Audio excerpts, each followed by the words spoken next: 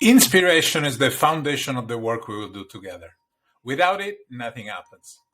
Inspiration is the birthplace of change. Without it, nothing moves. It's the fuel in the rocket, the ink in the pen, the seed in the soil. For every work like ours, inspiration must always be the starting point. Inspiration springs from the belief that anything is possible, that most challenging problems can be solved. This belief will sometimes appear irrational, and it needs to be. There is a place for reason in our work, but not at the beginning. We need to set out with a childlike conviction that anything we can imagine, we can manifest. If you fail to inspire, you will produce activity, but not transformation. When timelines are short and stress is high, it's tempting to dive straight into the mechanics of a project. That's a fatal error. You will cut off your primary energy source. Without inspiration, no one is going anywhere. Inspiration cannot be optional or marginal. It must be at the center. I see inspiration as a primary responsibility, not as a side effect. In fact, success in our work will continue to produce inspiration long after it is completed. It not only solves a particular problem, but it also inspires people to solve new problems by demonstrating that extraordinary solution can be realized. Even the smaller project impacts the future. But to change the future in a way that inspires, we must bring others along with us.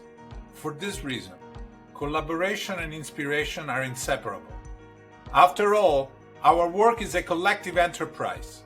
A collaboration to reshape the future, which is only possible with inspiration.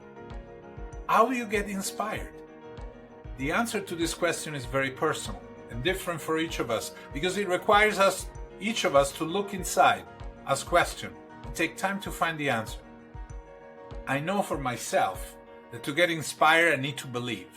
I need to have faith that the work I'm doing matters. I use the word faith here without referring to any religious tradition.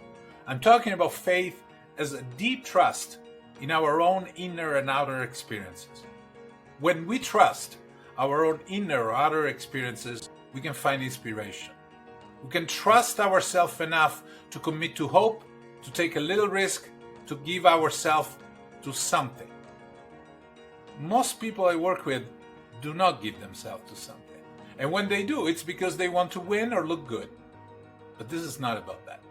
In fact, doing this work only for winning or looking good will probably not get you inspired.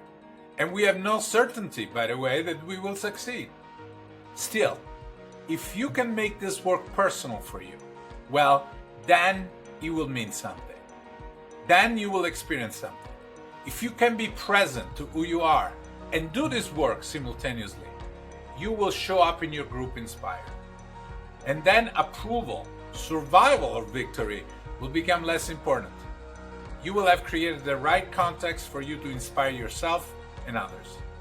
It might not turn out the way you wanted, and the way forward might not always be clear.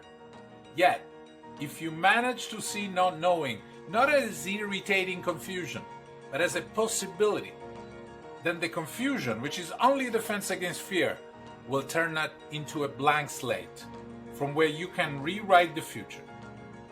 That's why you need to trust yourself in this experience. Give yourself a chance.